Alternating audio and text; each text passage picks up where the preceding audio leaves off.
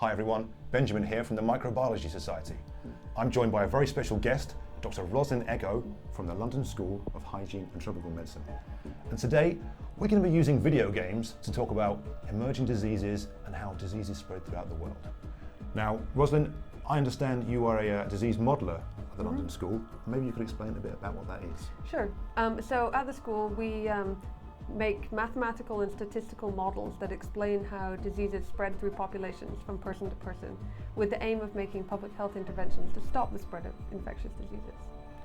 Well, today we're going to play the game that's called Plague Inc. Evolved, and it's from Endemic Creations, and it was released in 2012, and we're playing on the PC. And well, the aim of this game is to create a pathogen that can infect everyone on the planet. And I think at this point it's good to say that we're very much anti-pandemic, and your work, and certainly the work of the Microbiology Society, is to look at how we can avoid these things in the first instance. So it's a bit of a reverse of what we normally do, but I think it's a nice jumping off point to talk about how diseases spread and what people do to try and prevent it. Yeah, definitely interesting to be on the other side. So I think today then, Rosalind, we're going to play as a virus, and the reason I've chosen that is a lot of emerging diseases and re-emerging diseases, they appear to come from animal hosts. You think of Zika and Ebola maybe, and Nipah virus, certainly those sort of things. So I think we'll give this one a go and see how we get on. So let's try that one. Place it on there. Let's play on normal and see what happens. Okay. Right, here we go then. Right, so the first thing we have to do is we need to name our disease. Yep. Now, I know that a lot of diseases, their name is from where they're found. And what sort of examples have we got of that? So yeah, there's a lot of, especially the ones that are in the news at the moment. Zika, for instance, was named after the forest in which the virus was first discovered, the Zika forest. And also Ebola virus was named after a river that was fairly close to the first outbreak of Ebola. And so they're often geographically named, but there is also a push for people not naming them directly after the place that they're found, because you can get a lot of stigma. So although Ebola, the first outbreak was in Yambuku in Democratic Republic of Congo, it's not called Yambuku virus because they decided to name it after something nearby that wasn't so closely associated. But so that's some recent viruses, but older diseases such as malaria and tuberculosis are often named after the disease syndrome. So tuberculosis causes tubercules and is named after that. And malaria is actually named after bad air, malaria, like bad air. So that's quite an interesting point for like older diseases that are named after the symptoms they produce. I think another good example is a thing, it's called sin nombre virus. Have you heard about this? The no-name virus, because it was initially named after where it was found, and I think the local people who lived there were kind of upset, I guess. But in this case, let's not upset anyone. Let's give this a name. What are you going to call it? I think we should call this Benjamin, shall we, for the sake of argument? Let me spell my name right. There we go. Yes, there we go. So the only person who can be upset is me and anybody else with my name. And there's not many of us. Okay, doke. Let's give that a go then. Right, so then, here we go. So the game started. We can see the world now. Welcome to Plague Inc. You are a new virus. To win, you must evolve and spread disease across the world, wiping out all humans in the ultimate plague. As we've said, we are definitely not pro-plague. No. All right, well, let's just pause that right at the start then, shall we? And I think the first thing we have to do is select a start location. All right, so where the disease is first arises. So I think what we might do there, I think it's interesting to have a little bit of a look at the world itself. And you can see here we've got lots of ports and lots of airports and stuff, and I think it gives a sense of maybe how connected the world is. Yeah, it does. Obviously, this doesn't have every airport or every port on it, but it does show the general distribution of connectivity in the world. And I think that's going to be important later on. Well, in terms of where diseases sort of maybe not originate, but where are first discovered, I guess, it seems to be that currently, as the climate changes and as migration changes and sort of globalization where people are living, it seems to be that it's the interface between animals and humans, certainly, that are maybe where these diseases tend to be found. Yeah, when you're talking about emerging pathogens, they're often zoonotic, which means they move from animals to people. And that happens where animals and people are in close contact. And so if you were trying to decide a place that you think was realistic for starting this new pathogen, this new plague, you might want to choose a place where that is more common. Okay, so where do you think we should start? Well, it depends what you want to do. So if you're thinking about flu viruses, very often people think of East Asia, where there's live bird markets, so there's close interaction with people there. But then if you look at the 2009 pandemic, that occurred in Mexico from a pig farm, where people were in contact with pigs rather than birds. Okay, so why don't you start it in East Asia? Pays your money and takes your choice, I guess. Well, let's start here then for the sake of argument. Where are we? That's China, I believe. Okie doke. So I think at this point the game starts and we have to collect the points, I think, by clicking on these here, which help us to evolve, beg your pardon, our disease. Oh, here we go. Benjamin begins in China.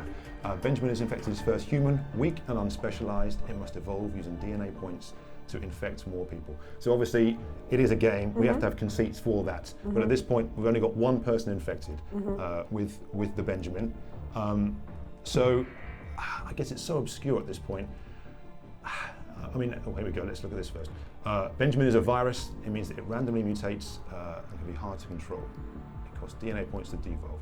And I think that's something I'd like to talk about in a bit, is about the random aspect of viruses, which I know got a lot of traction in the newspapers about a year ago, I guess, when we can go into that. Well, let's have a look then. I mean, how often do you think that the viruses move from animals to people? I mean, what sort of numbers do we have on that? Well, that's a very, very difficult question. So you would need to do surveillance in populations that interact with animals, which is almost all populations, some more than others, especially wild animals or farmed animals. So to know that kind of question, you would need to do surveillance in those populations. Okay, so I don't think that's clearly known at all. Okay, so they happen at a level we don't entirely know just yet. Okay. All right, well, let's have a look. Pop DNA bubbles to get DNA points. Orange DNA bubbles when they randomly appear to get bonus DNA points. Okay, again, here's the game aspect. So let's get some DNA points there. Okay, we've got 6 now, and as you can see, we've got some red dots here.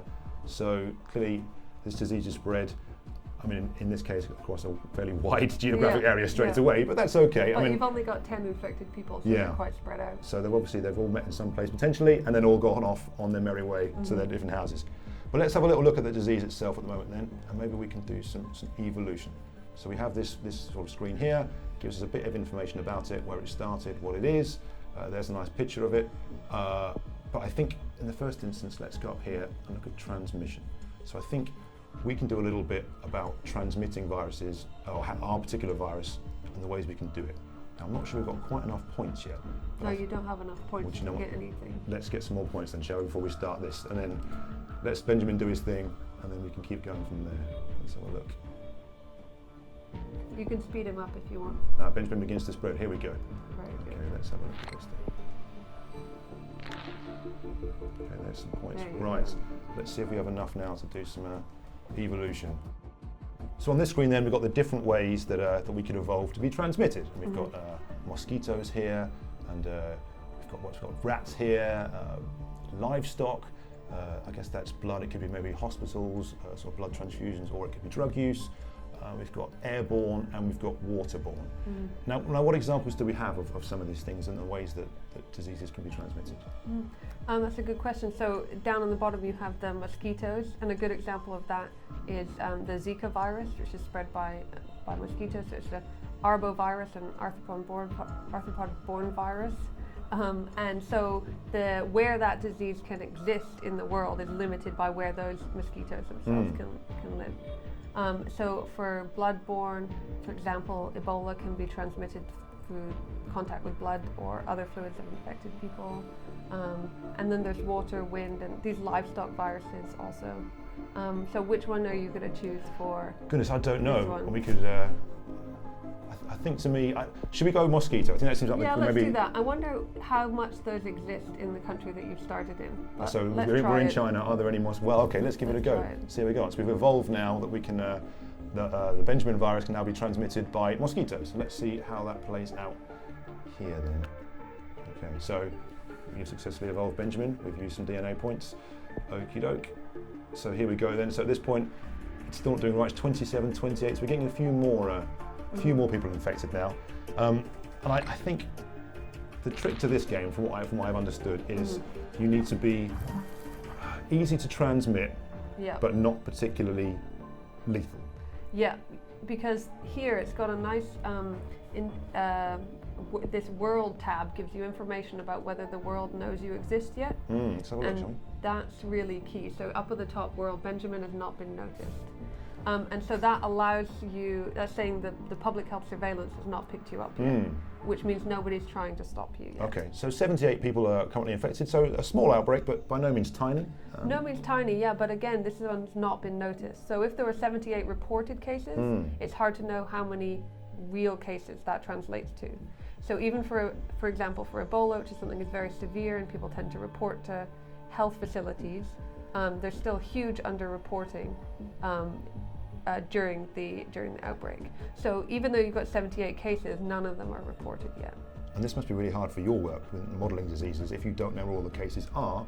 Definitely. How do you get your models correct, I suppose? Yeah, it's underreporting and public health surveillance, getting the data and our understanding the limitations of our data is really key to making accurate models, definitely. And I guess with your work with Ebola then, I mean, you were learning a lot as the outbreak was going on, I suppose. Yeah, definitely. And that also, the percentage of cases that report or appear in your data, that can change through time as well. So if there's active case finding, which means that people go into the community and try and find cases, rather than passive case finding, where they wait for them to present, that can also alter the proportion of cases that you're finding. So yeah, we've tried really hard to keep account of that kind of thing. Okay. Well, let's see how it plays out then. Let's have a look. So nobody knows this virus exists just yet. So did you see it evolved coughing, which means they're going to increase the probability of it being noticed. So you can de-evolve that if you want. Well, let's talk about evolution, I suppose, in general terms. Yeah. So at this point, my virus, the virus, let's not attach to me too much, the virus has just evolved randomly, spontaneously. Yeah. And I know that viruses are very good at that. They do evolve, they make mistakes when they're sort of reproducing their genetic code, whatever it is, RNA, DNA. But how often do we know, or what do people think in terms of evolving an entirely new symptom?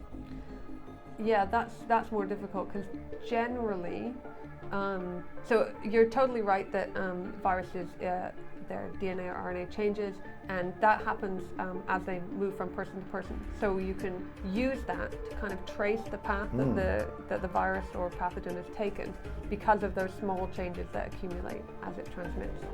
But whether it would alter so much to create a new symptom, not necessarily. Usually there's a tendency that after emerging viruses appear, then they become less severe, rather than the reverse, because the evolutionary pressure wants them to persist in the population and spread from person to person. And if you're too severe and you make everyone ill, it will stop your transmission. Well, that's something I definitely want to talk about that in a minute. But let's let this virus play itself out a bit more and see how we get on. Okay, so we've now infected hundreds of people. Okay, so and people are coughing. But let's have a little look. Maybe let's pause it again and look at transmission modes. I think we've got a bit of DNA here. We can do some evolution. So symptoms then. Here we go. So we've got a variety of different symptoms here. I guess we have lung-based. I think we have neurological-based up here, or skin-based. I beg your pardon. Blood-based, and I think this one is more neurological. Here we go. Yes, evolve insomnia. And in terms of disease transmission, then you think of different things. Coughs and sneezes spread diseases is the old adage, certainly for flu and what have you. But I mean, what are some of the ways that diseases use to spread themselves? Which ones are maybe efficient? Which ones are less efficient? That sort of thing. Well, for this game, it's more efficient to spread easily but not be noticed. So then you would want something that doesn't cause people to change their behavior, like a little bit of coughing or a little bit of sneezing, and so then people will go about their normal behavior and continue spreading it. If you have something too severe, then they'll change their behavior because they have to stay at home, and then you'll decrease your rate of spread because you don't meet new people. So for also in this game, you've got this insomnia, which is supposed to, I think, is supposed to kind of disrupt society. which can also lead to increased transmission if things are no longer normal in the population. Well, I mean, again, that has echoes in the real world, I suppose. And I think we need to talk about the R number. I think, is that right? And you're obviously an expert on this. So as I understand it, if a disease is too good at killing its host, then it won't have an opportunity to spread. Is that right? Well, so the R, the reproduction number, is a key quantity in epidemiology and especially in modeling. And it's the average number of secondary cases that result from an infected person. And so at the very beginning of the epidemic, when nobody's had the infection apart from one person, we call it the basic reproduction number. And this is the maximum number because everybody around you is susceptible. And as the disease progresses, as the epidemic progresses rather, then some people around you have had it and possibly recovered. And so you no longer reach this maximum basic reproduction number, you just have the effective reproduction number. Okay. And so this reproduction number, when it's above 1, then that means for each case you have 1 and a bit potentially more cases. You always have more than you had before, so the epidemic always increases. And the aim of public health interventions is to push that reproduction number, that average number of new cases, down below 1, and then the epidemic will decrease. Okay. So I think measles, for example, has a very high R number, and one person can spread measles to a lot of other people. Measles has a huge R reproduction number, which is why, for instance, you need to reach high levels of vaccination coverage because it's such an infectious pathogen. And I to go back to Ebola again, which obviously you work on a lot, is a lot of the work was getting that reproduction number down below 1. Yep. And so it's okay. So I guess less people were getting infected than already were. Yeah, in each new wave of infection, fewer people were getting infected than were before. Yeah, and so when it started, the reproduction number was probably around 2 or 3, and then through time and through interventions, the reproduction number fell below 1, and eventually the epidemic declined. Okay. Well, let's do some evolution now. Then we've started down the lung thing. Let's do another lung one, shall we? What's this one here? Pneumonia. That sounds quite bad, doesn't it? People in cold climates especially vulnerable. Okay. Well, so I guess China's relatively cold winters, I suppose. So let's give that a go. See how we go. Right. Let's go back to the map and see what happens. Right. Let's start that off again. So people still whizzing around. Case numbers are climbing quite fast at this point. I don't know. It's almost up to 450 at this point, I guess, but still nobody's dead. I mean, if I were working for a local public health service or a local maybe government health agency, when would I become aware of something like this? That really depends where you are and how severe it is and what the public health surveillance that's going on in that place. So how strong the health systems are. And what public health surveillance is being done. So if this is a country with a robust surveillance for this type of infection and good health system, then you might notice it earlier than if it emerges in a place where there's very little surveillance and very weak health system. Okay. And we've spoken to people before who run a service called ProMed Mail, which is very good for people alerting others to that kind of thing. Yeah, exactly. It sends weekly or even more often alerts of new clusters or suspicious cases. So in this case, 2,087 people coughing in China. You might get an alert about this. Okay, well let's keep going. I think how are we doing? We've got quite a lot of evolution points here. So let's do some more evolving, shall we? Let's have a look at this one. I think the only other one we haven't looked at here is abilities, I think, and this is perhaps the most gamified thing. But let's look at it again in terms of the real world. So I think we can evolve to be more resistant to cold. We can evolve to be more resistant to heat, to be resistant to drugs, in this case antivirals, I suppose, rather than antibiotics. And this one here is the wild card, which is when the random mutations occur. Yeah. Couching in the real world, then, how accurate is this kind of thing? It's fairly accurate. So for instance, with this genetic instability, it depends on the background of the virus. There's some viruses, for example HIV, are RNA viruses they're retroviruses, so then they are RNA and then they make DNA from that. And that is inherently a very error-prone process, so they make more mistakes, which are changes in the genetic code, which can be beneficial, usually aren't. Then, for example, a DNA virus, which, because it goes DNA to DNA, that tends to be a less error-prone process. So it's vague, it's realistic. Okay. Well, so you could do that. Let's do that, shall we? Let's give that a go and see what happens. Oops. Right, there we go. Viral instability. And I think what I'm interested in there, and I think you touched on it there, is how you can use this instability to track an outbreak. Yeah, so the virus or bacteria will change their DNA or RNA as they move through one person to another. So these small changes that can accumulate, some of them do something, those are functional changes, and some of them do nothing, they're neutral. But all of these changes can be used to keep track of a virus, because if one version infects somebody, they pass it on with a small change. You can use that knowledge of the change to infer that this person was infected by that person, and vice versa. And you can, I guess you can match that with geographic data to see where something's gone or where it's come from. Exactly. So this is a field of phylogenetics, and it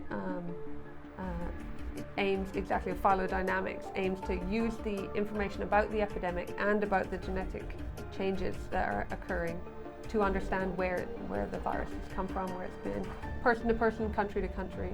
I guess the recent Zika outbreak, there's a lot of work done on that, working out how it went from Africa across to South America and back, and across to the different parts of the world.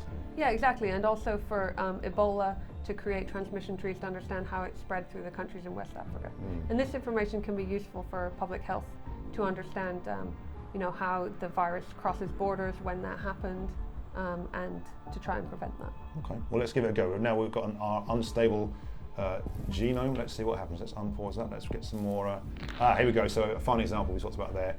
This sounds terrible, pulmonary fibrosis. But again, you're saying this is not necessarily what would happen. Like, you might get small changes, but full new symptoms may be unlikely. Yeah, but in this case, it's going to increase your probability of being noticed. Well, so we have here, look, thousands of people are.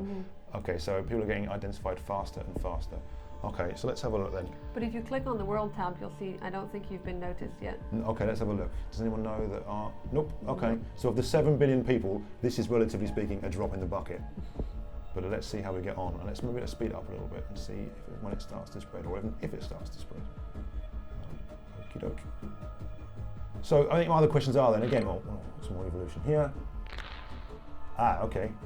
I think that's necessarily related to this. I think that's just a bit of news.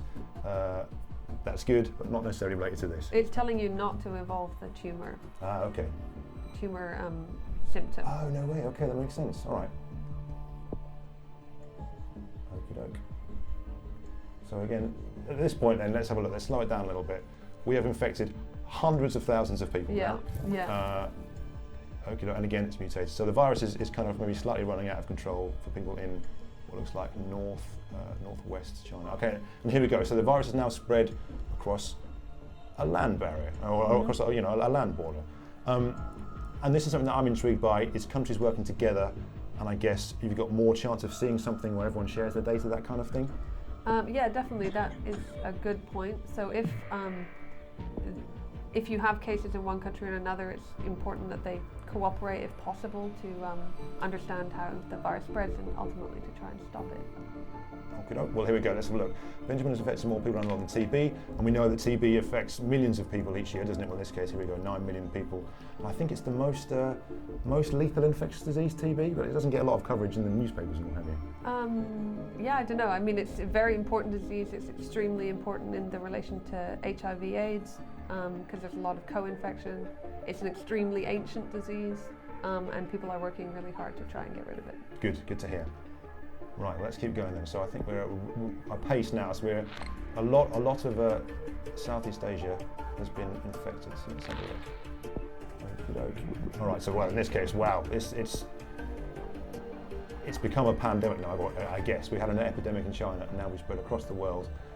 Yeah, pandemic, you have to get onto another continent. Oh, is that right? Okay. Yeah, pandemic, you kind of have to get, it's up to WHO to declare pandemics. Okay, all right. Well, in this case then, we'll wait and see who says what. But I think this is where I'm intrigued about, goodness, we are evolving and affecting countries left, right and centre. So I'm interested about, I guess, transport across the world, I think. And I think in a minute or two, hopefully we're going to go and see, oh my goodness me. All right, so infectious, but not necessarily particularly lethal. I mean, if you look at the compare, we've got 108 million people infected, but only, and I use only in scare quotes there, only 38,000 people died. And again, at this point, I'm hoping alarm bells are ringing somewhere, and that people are are on the case. But let's maybe spin some more of these points that we haven't done yet. And I guess maybe let's look at transmission. So I think we've talked about insects here and mosquitoes, and it turns out that it has worked quite well. But I guess if you look at diseases like dengue and maybe West Nile virus, these are insect diseases, but they only are where the mosquitoes are. Yeah. So I suppose if we want to evolve and become a pandemic, infect another continent, we have to be able to get across the sea barrier. Yeah, good point.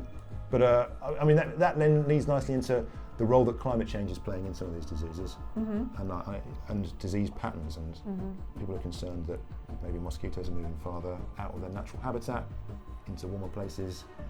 I mean, what sort of places have we seen that? Well, as the globe warms, mosquitoes like it warm and a little bit damp. So as the globe warms, you're going to increase the range that they can live, which does impact areas that are at risk, definitely. So if you wanted to get another transmission route to try and get the cold areas, you could maybe try wind. Okay, let's although that's a little bit unusual for viruses. Okay, all right. So not necessarily a specific virus thing, Yep. but let's give it a go for the sake of us carrying on here. Definitely. And you also haven't yet gotten into an airplane. So the airplanes go red when there's infected people on them, and so there goes. Okay, so that's the first one. And you know what? That's super interesting because now, as you can see here, so an airplane's gone from China to presumably that's London, that airport there. Yep. And I think that is a nice point to talk about. So at this point, 400 million people have got this virus, but a case has been imported to Europe, to London particularly. And let's say that were to happen in a real world situation, what sort of things would happen from a public health perspective? Well, in this case, they don't know about the pathogen yet, so nothing would happen. But in general, importation by air is extremely common. The world is extremely connected. People fly all over the place now. And trying to prevent these air links is really difficult. Because often, people will set off before they're even ill. So they get infected, they don't get sick yet, they fly somewhere, and then they get sick in the country that they arrive. So it's really difficult to try and stop these links. And if you do try, it also has a huge impact on the economy if you cut these flights and these links. So, it just doesn't really work. So trying to stop importations like this is not really something that people do. I guess the analogy is if you have a cold and you don't know about it, you might go to work for a few days and pass the cold on to your colleagues. Yeah, exactly. But this is obviously on a much more global scale. Yeah. All right, so. But it is very important to how diseases move around the world. Yeah. Okay, well, so there you go. They found that. Okay, so a Chinese doctor now has found this virus. Seems to be mostly harmless. Must be investigated further. Other countries are also reporting this disease, as we know now. So we're here in Australia, and we're up here in North America as well. So we're definitely moving now. So this is, I guess we can call this a pandemic at this point. Yeah, probably. Okay. Yeah. All right. So we've evolved again. I think we've got a lot of points. So let's look into spending some more of these, shall we? Yeah. Rosalind, let's have a look. So maybe let's look at the symptoms again and look at some of the other things here. So I think we seem to be, without us doing anything, filling up a lot of this sort of lung area here. Yeah, that's because you made it more likely to get a mutation. So now you're accumulating these. So you might want to not keep some of them. Okay. You might want to make yourself less. Okay, well let's de-evolve this one, or maybe we can't. Let's see which one we can de-evolve.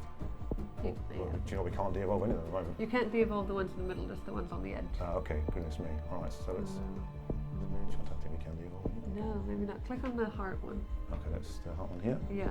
So you have to evolve that one. Let's try this one here. Okay, all right, so we can. There we go. So let's de-evolve this then. So let's make ourselves a little bit less dangerous, I think. Spend some points and see what happens as a result then. So let's keep that going again. And so again, relatively under the radar. It's killed a lot of people at this point. I mean, my goodness me, 700,000 people have died of this disease, and 1 billion people are infected. So it's a bit of a worry at this point. It is a bit of a worry, and so there you see in the game, people start working on a cure. All right, and so, well, that's something I'm intrigued by. So, I mean, let's think about diseases that have happened maybe recently, I suppose. Yeah. Maybe we can use Ebola and Zika as a good point of that. So, And if we start with Ebola, there is a vaccine now. There is a vaccine, yep. And so before the West African outbreak Ebola outbreak in 2013, Ebola was on a bioterrorism list. So people thought it could be used as a bioterrorism agent, and therefore vaccines were in development. And if you so then once the outbreak got really big, these pipelines to try and create a vaccine were accelerated. But if you think about something like Zika, where people knew about it, but it had never really caused bad symptoms, and it wasn't really something that was a candidate for a vaccine. So that now that Zika has changed a little bit and there are some really bad outcomes, now there is a race to try and create a vaccine as quickly as possible. But they're from a further back point than they were with Ebola. Yeah, not necessarily starting from scratch, but certainly starting from a lot closer to the start. Yeah. Well, in this one then, so in this game, our virus is a brand new virus, so I guess researchers are starting from scratch. Yeah. What sort of things were done in the first instance? You would try and sequence the virus as quickly as possible, try and understand what group it's in, what species it's in, who it can infect, whether you have a lab system that can create it, whether you have a model organism to test your vaccines, things like this. So just getting a good basal knowledge of what you're figuring out what it is. What it is. The first thing. Okay, so now it's a race then between our virus and the combined brain power of all the researchers in the world, I think. And this bar on the bottom right here is going to start ticking up as the scientists get closer to the cure. Medicine UK slowing infection. Okay, and there's a good point, I guess. So Westernized medicine, maybe you can treat the symptoms, I guess, in this case. You don't necessarily know what the disease is. It depends. So maybe if you figure out from your early research that it's related to something you know about, then you might already have some drugs. But if it's not, then I guess you're right, treating the symptoms. Okay, let's see. So the good folk of the UK are currently doing their utmost. So you could use some of your points to try and stymie their healthcare. Okay, well let's do that. And again, important to note here, we are not pro-stymieing healthcare efforts, but for the sake of this, we're going to do it anyway. So let's have a look. All right, so I think this is the one here, isn't it? Evolved drug resistance. And I guess this is certainly a problem for bacteria, antibiotic resistance, but I guess it's a problem for viruses as well, antiviral resistance. Is that definitely. Yep, that definitely occurs. For instance, in flu, flu can become resistant to the antivirals. If you apply a selection pressure, then you can get changes in the virus that prevent those drugs from working. Okay, well let's do that in this case then.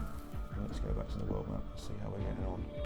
So, we've got some boats now as well. You're right. So we are all over the world. Yeah. My goodness, I can hardly keep up now with these new bowls. So let's have a look at the world map, as you said there. So, goodness me. All right. So it's been spotted. Yep. 80% of the world are healthy. 20% of the world are infected. So you can see there on the cure, it tells you approximately how long it thinks you have. Okay, so 34 years. Which is a long time.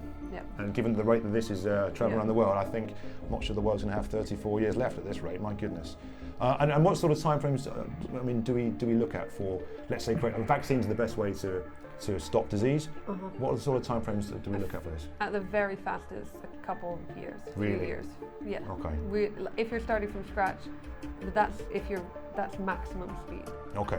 Yeah, because there's a lot of testing that needs to go on. You need to make the vaccine, you need to find out if it's safe, then you need to find out if it works, and then you need to complete licensing, and then it's a very difficult process. Okay.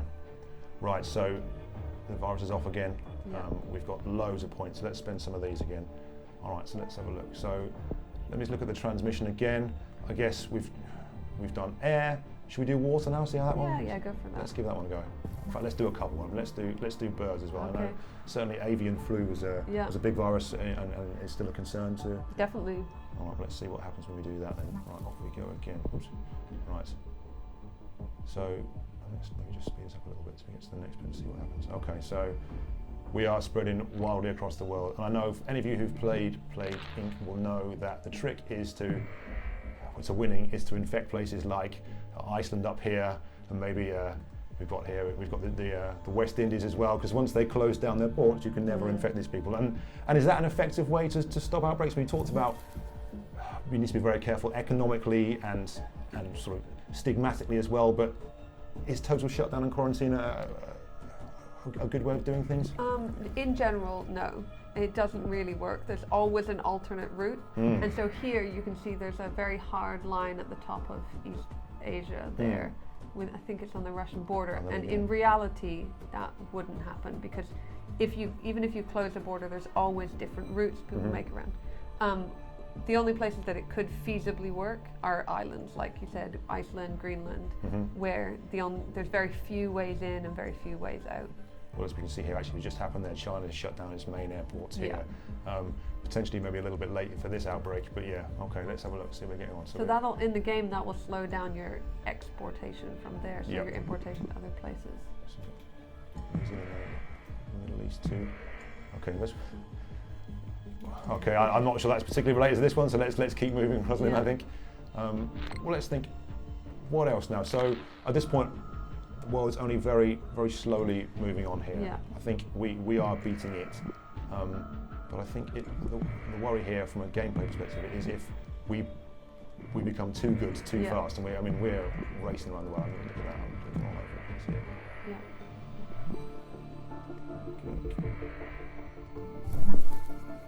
So you are getting more severe though, so they're going to work a lot harder on a cure. Yeah. Okay, so there's a good example then. So we know the common cold rhinoviruses are, very infectious. It's easy for one person to infect, their colleagues or their family, I suppose. So we are a heck of a thing now. Yeah, that's true.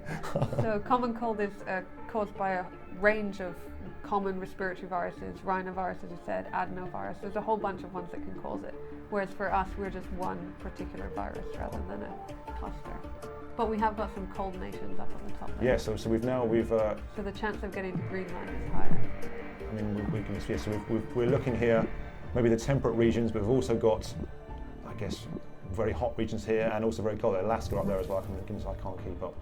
All right, hopefully we're getting towards the end game now. There's enough to say. Okay, here we go. So the WHO now are very much aware of this disease. It seems to be something to definitely be aware of. And I know that there is an actual watch list, isn't there, for diseases that people are interested in and maybe not concerned about, but need to keep an eye on. Yeah, definitely. There's some pathogens that are important for public health reasons. As I said before, there's some that are important for potential use in bioterrorism, and WHO obviously has pathogens that it's particularly concerned about, and different countries may have different ones. But it's a tricky one, I guess, because then, things just come out of essentially nowhere, and I'm using scare quotes there for Zika, which nobody was really paying attention to. And I think that's what we've made here, I suppose. Yeah, something that nobody's heard of. So it's dangerous. Right, so the cure is on its way, and it's now my job to try and stop the scientists, pop the blue care balls to stop the cure speeding up. So all the researchers now are doing their darndest. Hypersensitivity symptom mutated. Yeah. Goodness me, I almost don't need to spend my points at this point. I think it's all doing it for me. And this is now a heck of a world, I think. My goodness me. Yeah. If you want to try and stop it, you can alter its ability to be sequenced and things like that. Do you know what? Do we want to win or do we want to lose? Do you think? Oh, we're definitely not going to win. Okay. All right. Well, let's give it a go. It's quite hard to win. Let's do some evolving here. Let's make the life of the scientists a bit more difficult here. Okay. So genetic hardening. Pathogen becomes harder to analyse in the lab. And well, maybe we can talk just a little bit about lab work then. So I guess the trick in the first instance is getting something to sequence, getting a sample. Yeah, that's increasingly becoming important. Yeah. They created excellent field sequencing capabilities for Ebola, so it's really getting to be the case that almost every case will be sequenced.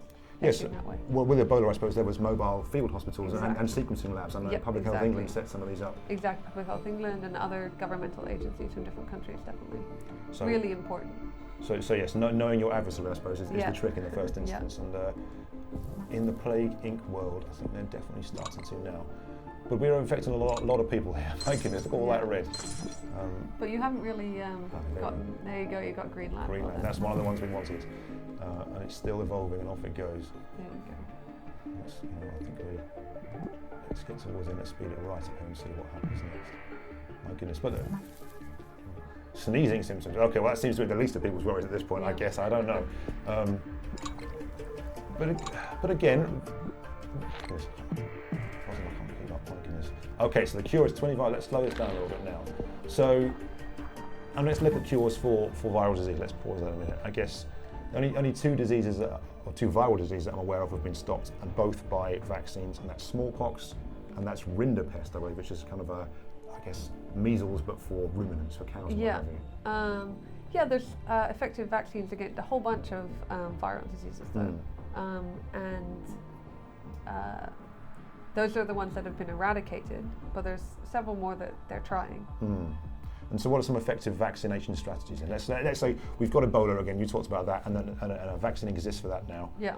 When an outbreak occurs, what's the best way to use what we have to prevent it? So the vaccine exists but is not licensed and is not yet available for general use. Okay. And so in our group we actively work on what is the best Ebola, what is the best vaccination scheme to use for Ebola. And so it might be that you want to vaccinate everybody, which is called mass vaccination, or it might be that you want to vaccinate only those who are at risk early on in an epidemic. So for Ebola, very often that is people who work in hospitals. So when a sick person shows up, they care for the person, often without full personal protective equipment, because it's not always available, and it's not feasible to use it unless you know what you're dealing with. And so healthcare workers can be very at risk early in an epidemic. Or it could be that it's most important to vaccinate people who know somebody who's infected. So this would be like to vaccinate their contacts and a ring of people around an infected case. So these are different scenarios that we're investigating at the moment using mathematical models to try and understand what would be the best thing to do. And I've heard the phrase ring vaccination, so that's it. So to create a ring of vaccine protection around a case. Yeah, exactly. And that was used in smallpox, for example. And it worked eventually. It took a long time. Yeah. Well, let's keep going. Here we go. Let's unpause that again. So, two ways to fight the cure. Okay, so we can either evolve to be even more terrible, or we can stop the scientists at their game. And what maybe are some of the roadblocks then with scientists working together to try and find a cure, do you think? Well, if people are working in different countries, then sharing information would be important, and so that everybody progresses as fast as possible. That can be difficult because if you have cases in your country and you're not able or you don't want to transmit the information, so you can't send sequences or whatnot, that would slow things down. So everybody has to work together. Yes, it's always important for people to work together as much as possible. Well, here we go. So yes, research doctors around the world are completely focused on developing a cure. Okay, so let's... So there you can see you have an hardly infected Canada, and you have a hard border along the top of the US. That wouldn't really happen because that's a border over which people move a lot. Yeah, so I imagine here, maybe they've gone into total lockdown. Yeah, I don't know quite how that's a hell of a border. That's pretty long. So they're halfway there. You're definitely not going to win. Okay, well let's see about that then, Rosalind. Let's try and evolve some more bits, and let's try and be pretty awful. And let's have a look. What's this one here? Seizure. That sounds pretty terrible. And pathogen disrupts cell growth pathways causing uncontrolled fatal. That sounds awful as well. Let's put that one in there. We've got so many of these things now. My goodness. Let's try and make the scientists' life more difficult as well. Genetic reshuffle. We'll try that. And try and make it a little bit more difficult to treat with class 3 and class 4 antivirals. I guess these are probably the drugs of last resort, potentially. All right, so let's see how we get on then. So we've infected a lot of people there. I think there's, here we go. Black Death has killed over 75 million people worldwide, worse than the Black Death, which, again, historically, I guess we'll never know quite how many people, but I mean, we find plague pits and stuff in London where we are all the time. Yeah. There's a big outbreak of plague in the UK, repeatedly, Really? Yeah. Okay, so again, I guess this comes back to your R number then. So people are dying faster than new people are becoming affected. So the R number at this point is probably less than 1? Yeah, it probably is. So this is bad news for the game because you're not going to infect. You know, now each infected person is not creating more than one new case on average. Okay, let's see. One thing I was intrigued by as well is maybe natural immunity. I mean, are people, do people exist who are naturally immune to specific diseases, or is that because historically the population they live in has been exposed to them more, that sort of thing? Yeah, it could be that there are some people that that are less likely to suffer severe effects from a disease. It really depends what it is, but definitely there's, for example, in Ebola, there's people that recover, which is not happening here, and there's people that have severe symptoms and some people that have relatively mild symptoms. And understanding why it is that we get that is definitely something that's important for the future and for any new pathogen. Well, in this case, it seems to be you either have it or you don't. Yeah, and once exactly. you have it in perpetuity, or you die as a result when it looks at things. Yeah. There's still a few swathes here. So I guess to the best of our knowledge, that is probably the number one. The 1918 flu pandemic. Yeah, that was an absolutely enormous pandemic. Killed a lot of people. And from what I understand, relatively young people, I guess, you tend to think of flu as affecting very, very young or very, very old, but this one maybe not so much. That's a kind of a signature characteristic of pandemics. So during the 1918 flu pandemic, if you were infected, you were more likely to die between 20 and 40. And some of the 20, 40 years of age, and there's not really fully understood why that is. But during the 2009 pandemic, which is way less severe, young people were very affected by that. A lot of cases in those groups, mercifully many fewer deaths. Because in 1918 there were no antibiotics, and getting bacterial secondary infections is very, very common in flu. And in 1918, if you get a bacterial secondary infection, like pneumonia, bacterial pneumonia, you have a 1/3 to 1/2 chance of dying. Really? Yeah, so it's really bad news. It's the knock-on effects of the viral infection then that potentially are even worse. Okay, let's keep going. So research seems to slow down here a bit. We're doing all right. I think we're, goodness, okay, so yet again, here we go. People are now slipping into comas as a result. So you've infected a lot of people, but it's going down, you can see. Okay, so normal life is now beginning to break down. So society is breaking down now that we've infected 6 billion people. I think maybe that's a little bit late, but again, who am I to say, right? So again, smallpox is one of those examples of diseases that we have eradicated, a viral disease that was awful, but from what I understand, it was, I think scare quotes here, a relatively good disease to try and eradicate, because if someone has smallpox, a vaccine did exist. It was person-to-person transfer. So with smallpox, you don't become infectious until you get the symptoms, so it's clear you have it. But for some infections, you start transmitting before it's clear that you're ill. So, for example, for flu, you probably start transmitting flu the day before you feel terrible. And so that means that you have a window of time where you behave normally before you feel so ill that you stop going to work or whatnot. And so, smallpox makes it a good candidate for vaccination, because you can find people. Well, this virus didn't really have much of anything, did it? So I suppose a bad case so it looks like a relatively close call, this one, though. We might win. I don't know. What do you reckon? I do not think you're going to win. Okay. Okay. So at this point, then. Oh, look at that. So I imagine that he or she would be taken to a secure location somewhere. Yeah, I imagine so. I've never seen that before. Okay. Wow. Okay. So things have gone very much sideways at this point. Hopefully they'll live long enough to get the cure. All right, well, let's see if we can beat the cure. Let's give one more push at this one. Let's throw everything into this. Let's evolve some more viral instability. Let's throw in another genetic reshuffle, some genetic hardening 2. That's now what's on here. Reshuffle 3. Right, we've thrown everything we've got now at the scientists, at the researchers. I think I'm going to win on there. Goodbye. Okay, good. I think sweating is probably the least of your worries. You've covered a lot of ground here, though, with fentanyl.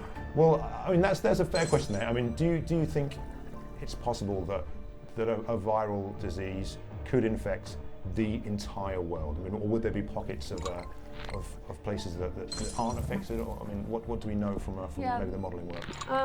There would be probably places that are less infected. Also, not that many people live in Greenland yes. compared to this map. For goodness sake, achievement unlocked as well.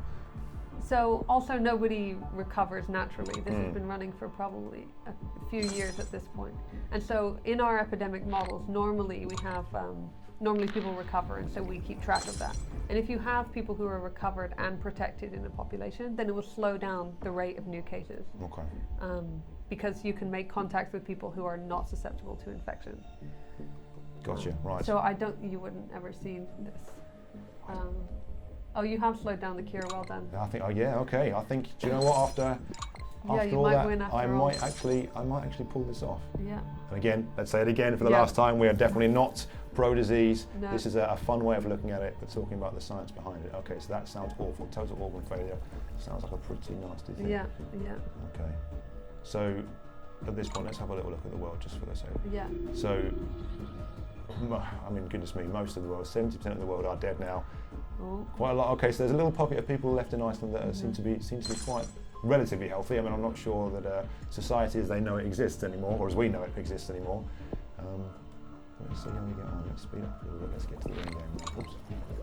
Oh, no way. Oh, no. The cure for Benjamin is finished and being deployed worldwide. Okay, so at this point, it's whether, I guess, they can get the cure out to people. Yeah. Yeah. They deploy it extremely fast in this game. Yeah, and is that something we wouldn't see in the real world, do you think? It depends what it is, whether there's drugs are available, whether you can make them quickly enough, you know. So it's really fast in this game. I suppose ramping up a vaccine, from what you were saying there, from knowing it's safe and that it works, to making enough doses to give to everybody, whether it's just health workers in the first instance or whether it's the whole population. Yeah, the manufacturing limitations can be important. Let's see how we get. I think so. Sadly, from our perspective today, it looks like society will be rebuilt from Iceland outwards again. Okay, Benjamin has been eradicated. Well, let's leave that screen up then, Rosalind. Let's think. In terms of the real world, do you think that we're prepared for a pandemic event? Given that all the work that you've done and what we've seen over the past few years, where do you think we are? I think that's an interesting question. I think it really depends on what the infection is. So, for example, for pandemic flu, there's a lot of work that goes on and has been done on pandemic preparedness and surveillance of at-risk populations. And I think the key really for these unknown pathogens is health system strengthening, so that the health systems in the countries where these things might occur are ready and prepared for that. And so, if you could choose some things that again, from your work, your modelling work, what would you need in the first knockings of something happening to be able to help out, do you think? That's a good question. For modelers, what do we need? Well, we need good surveillance, so that the data that we get on the number of cases, whether we know that that's the right number of cases, as we talked about under reporting. So we need that information, and then from that we can try and understand how quickly the epidemic is spreading, or the outbreak is spreading, whether it's growing or shrinking, and whether it's moving from place to place, whether there's cases in other countries or other regions of the same country. So for us, data, good quality data is a big thing. Well, listen everyone, thank you so much for watching today. I hope you've learned as much as I did. You can see our other videos on our YouTube page. I've been Dr. Benjamin Thompson. See you all next time.